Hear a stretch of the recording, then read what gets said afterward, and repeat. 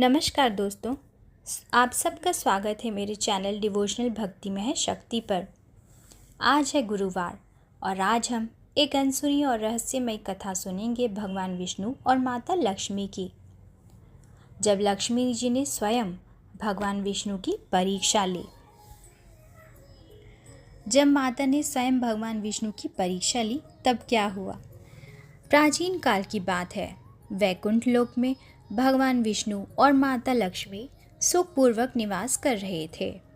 एक दिन माता लक्ष्मी के मन में विचार आया, सब मुझे श्रीहरि की अर्धांगिनी कहते हैं, लेकिन क्या मेरे बिना भी वे उतने ही पूर्ण हैं?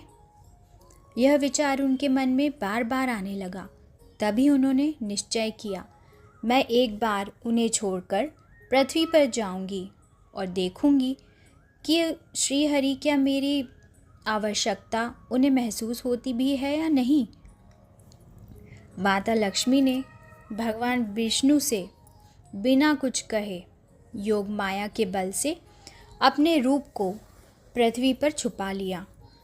उधर विष्णु जी जब उन्होंने देखा कि माता लक्ष्मी कहीं नज़र नहीं आ रही हैं, तो उन्होंने पहले उन्हें ढूंढा, फिर चुपचाप ध्यानस्तंग हो गए।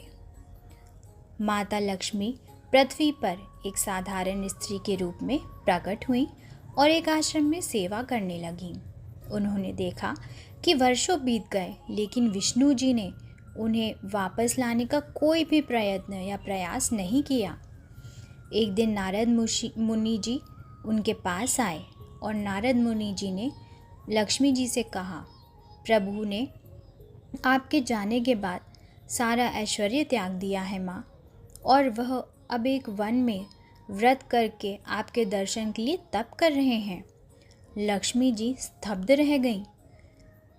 उनके इस स्तब्धता का कारण भगवान विष्णु का तप करना था।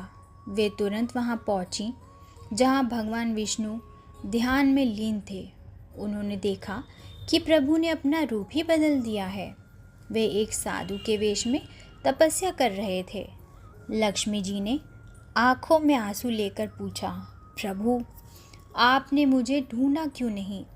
भगवान विष्णु मुस्कुराए और बोले, जो आत्मा कभी स्वयं को मुझसे अलग मान ले, उसे ढूंढने की आवश्यकता नहीं होती। वह स्वयं ही लौट आती है जब उसे अपना सत्य रूप याद आता है। यह सुनकर लक्ष्मी जी को अपनी भूल का एहसास हुआ। उन्होंने क्षमा मांगी और पुनः वैकुंठ लौट आईं।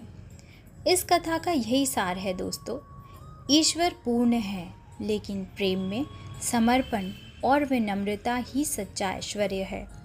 अगर आपको यह कथा पसंद आई तो प्लीज़ शेयर करें और कमेंट में लिखें, जय विष्णु लक्ष्मी।